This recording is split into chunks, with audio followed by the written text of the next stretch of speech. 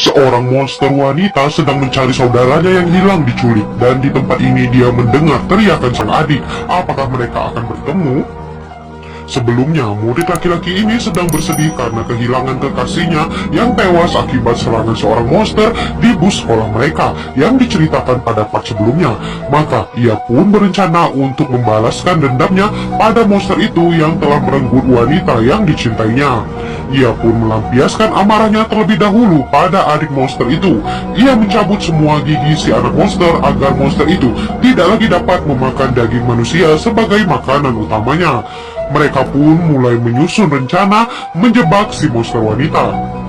Pertama-tama, monster itu akan diarahkan masuk ke tempat di mana adiknya ditawan. Lalu pintu keluar pun akan dikunci, maka monster pun akan menemukan adiknya di sana. Ketika kedua monster sudah di dalam, maka orang kedua akan mengucurkan bensin melalui pipa dan menyiram tempat itu. Setelah bensin dikucurkan, maka tugas orang terakhir adalah menyalakan api dan memasukkannya pada lubang yang mengarah ke tempat kedua monster itu berada, dan kedua monster pun akan terbakar.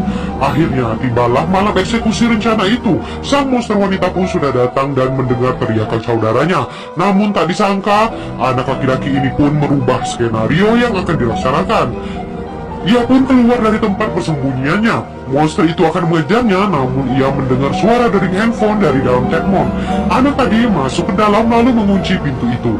Teman-temannya yang lain bingung dengan yang dilakukan anak itu. Sementara monster itu membuka tutup Tedmon dan menemukan seorang anak di sana. Dan akhirnya anak itu pun tewas terbunuh. Dan teman-temannya yang lain mulai panik mendengar teriakan teman mereka di dalam Tedmon. Mereka pun keluar dan anak ini pun memukul kapaknya ke besi untuk menarik perhatian si monster itu. Namun terlambat, si monster telah menghabisi temannya dan kali ini malah dia yang akan jadi korban selanjutnya. Pemimpin geng mereka ini berusaha membuka pintu untuk kabur, namun anak ini telah menguncinya. Ternyata anak inilah yang mempunyai tujuan balas dendam kepada ketiga temannya itu, karena selama ini anak ini selalu diperlakukan seenaknya oleh mereka, dan inilah kesempatan baginya untuk membalas sakit hatinya selama ini.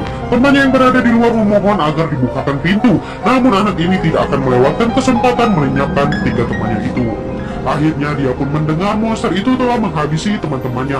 Apa yang akan terjadi pada anak ini selanjutnya?